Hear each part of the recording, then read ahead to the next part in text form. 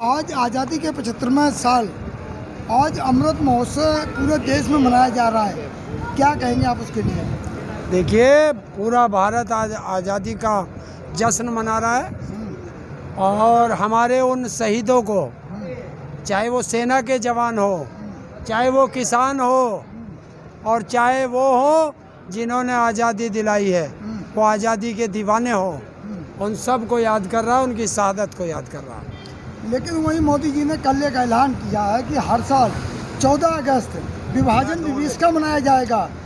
14 अगस्त को जवाहरलाल नेहरू, महात्मा गांधी, उन लोगों की कमियों को 14 अगस्त को याद किया जाएगा कि उस टाइम उन्होंने देश के लिए क्या क्या कमियां छोड़ गए हैं, उनको याद किया जाएगा हर साल 14 अगस्त को।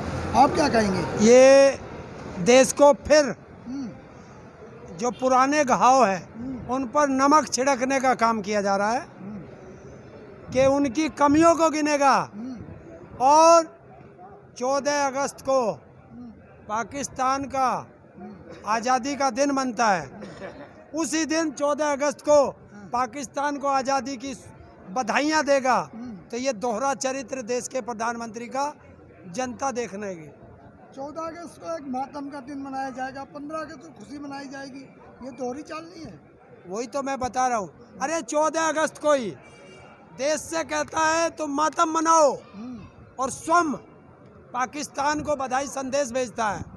तो ये प्रधानमंत्री बताए इसका चाल चरित्र चेहरा कैसा है।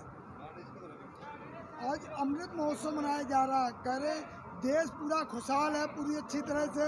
और मोदी जी ने यह सुबह भी कहा है कि 7 साल में वो हो गया है, सारे देश में किसी प्रकार की कोई दिक्कत परेशानी नहीं किसी को भी। देखिए, अगर दुनिया में कोई सबसे झूठा है तो वो नरेंद्र मोदी है, क्योंकि मेरे बराबर में भी एक नरेंद्र बैठा जो आज आंदोलन कर रहा है और एक लाल किले से देश का सबसे बड़ा झूठा बोल रहा था, और मेरे बराबर में बैठा है ये भारत का किसान बैठा है।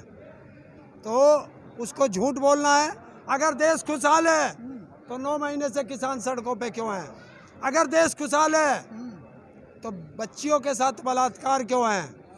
बच्चों के साथ अनैतिक कार्य क्यों हैं? उनकी हत्याएं क्यों हैं? उनको जलाया क्यों जा रहा है? देश में डकैती क्यों है और अपराधी संसद में क्यों हैं? बताए। आज मोदी जी ने एक और बात कही है कि 1857 से जो कानून थे, गलत जितने कानून थे, वो हमने सारे खत्म कर दिए हैं 7 सालों में। वो क्या है बताएं आप? तो क्या मोदी जी बताएंगे कि किसान अपना पेमेंट 1 साल से क्यों नहीं पा रहा? जब देश के प्रधानमंत्री ने कहा था कि 14 दिन में इनका गन्ने का पेमेंट होगा और नहीं होगा तो ब्याज दूंगा। ब्याज तो छोड़, इनका मूलधन नहीं मिला। क्या देश के प्रधानमंत्री ने अपनी 1 महीने की सैलरी भी छोड़ रखी है? क्या उत्तर प्रदेश के मुख्यमंत्री ने छोड़ रखी है, या किसी सांसद ने छोड़ रखी है, या किसी सरकारी कर्मचारी ने छोड़ रखी है, या किसी विधायक ने छोड़ रखी है? फिर चैलेंज है पूरी भारत सरकार को और पूरे उत्तर प्रदेश सरकार को कि देश के प्रधानमंत्री का, देश के मुख्यमंत्रियों का, सारे सरकारी कर्मचारियों का, इनका वेतन 1 साल का रोक लो। जब तक किसान का पेमेंट नहीं होगा किसी को वेतन नहीं मिलेगा। अगर ऐसा कर सकता है तो देश का प्रधानमंत्री है, और अगर ऐसा नहीं करता तो अडानी अंबानी का चौकीदार है। आप हर बार गन्ने पेमेंट की बात करते हैं। उत्तर प्रदेश की जो योगी जी की उपलब्धियां हैं, उसमें सबसे पहले नंबर पर गन्ने का भुगतान का जिक्र है। क्या किया है? गन्ने का जो भुगतान किया उन्होंने 140 लाख और 12,000 करोड़ हमारा काहे का? हमारा भी सरकंडे का नहीं है, गन्ने का है। वो क्यों नहीं मिल रहा 1 साल से?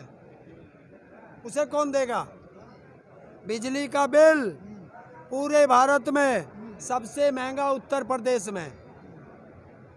आलू का किसान परेशान। एमएसपी क्यों नहीं मिल रही जब हर चीज पे एमआरपी दे रहे हो? हमारा गेहूं सस्ते में लाला रामदेव खरीदता है और उसे पैकेट में बंद करता है और उस पर एमआरपी लिख के देश की जनता को बेचता है। ऐसा क्यों? जवाब कौन देगा?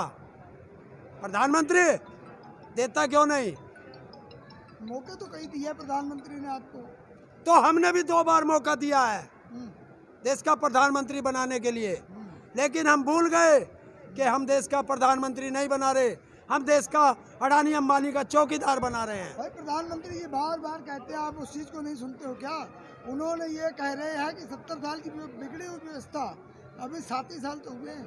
70 साल की बिगड़ी हुई व्यवस्था जो 70 साल में पूरे प्रधानमंत्री सब बना के गए, इसने 7 साल में बेच दिया।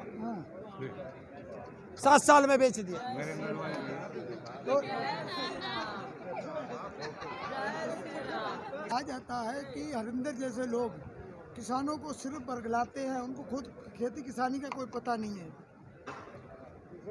भारत की संसद में, लोकसभा में 545, राज्यसभा में 250, उत्तर प्रदेश के विधायक 403 और विधान परिषद में भी होंगे थोड़े से। सबको ले आओ, हरिंदर ताऊ हल चलाएगा और वे हल चलाएंगे। तो शर्त है, चलाओ। जब किसानी का हमें पता नहीं तो हल कैसे चलेगा? आओ, हल के सारे सामान मैं भी बताऊंगा, हल में क्या क्या चीज लगती है। और उनकी माँ ने दूध पिलाया तो वे सांसद भी बताएं कि जिस चीज को मैं पूछूंगा वो बताए। तो तब क्या मानते हो कि जो मोदी जी बार बार इस बात को रिपीट कर रहे हैं कि देश की व्यवस्था सुधारने के लिए हमें और समय चाहिए, तो क्या आप दोबारा समय दोगे 5 साल का? जितना देना था दे चुके, जल्दी से दाढ़ी बढ़ चुकी है। आसाराम का छोटा भाई झांसाराम बन चुका है और आसाराम की सीट खाली है। 2024 में जाके पकड़ ले बस उसमें आश्रम में, क्योंकि आसाराम के बाद वहीं तिहाड़ में इसको भी जाना है जहां आसाराम है। तो 80 मिनट का आज जो प्रधानमंत्री भाषण दिए, कहा जा रहा सबसे छोटा भाषण है, उसमें आपका भी जिक्र हुआ है। कहा जा रहा है कि विकास के रास्ते पर देश चल रहा है, आत्मनिर्भर बन रहा है। 100 करोड़ दिए जा रहे हैं लोगों को, आपको ही मिलेंगे। 22 लाख करोड़ का क्या हुआ? देश पूछता है कि लंबी लंबी फेंकने से काम नहीं चलता। 22 हजार करोड़ कोरोना काल में दिया था, वो कहाँ है? अरे आज लाल किला से वादा किया है। लाल किला उसके बाप का है, डालमिया का लाल किला। डालमिया का लाल, दूसरे के मकान से बोल रहा है। देश का लाल किला था। कौन कह रहा देश का? डालमिया को किराए पे लाल किला, तो लाल किला डालमिया का। तो देश हित में दे दिया गया था थोड़ी लीज पे, तो उसमें आपको क्या आपत्ति है? अरे देश की संपत्ति उद्योगपतियों को दे दो, वो देश हित में है। तो फिर एक काम कर दे, देश हित में बिल्कुल सही हो जाएगा, भारत की संसद भी उद्योगपतियों को ही दे दे। तो नई संसद बन तो गई है। हाँ, तो वो भी उद्योगपतियों को दे दो। अगर देश को उद्योगपति चलाएंगे तो इन राजनेताओं का क्या काम? बताओ। तो प्रधानमंत्री जी की बात पे विश्वास क्यों नहीं करते हो? अरे मोदी की बात और गधे की लात, इतना विश्वास है। प्रधानमंत्री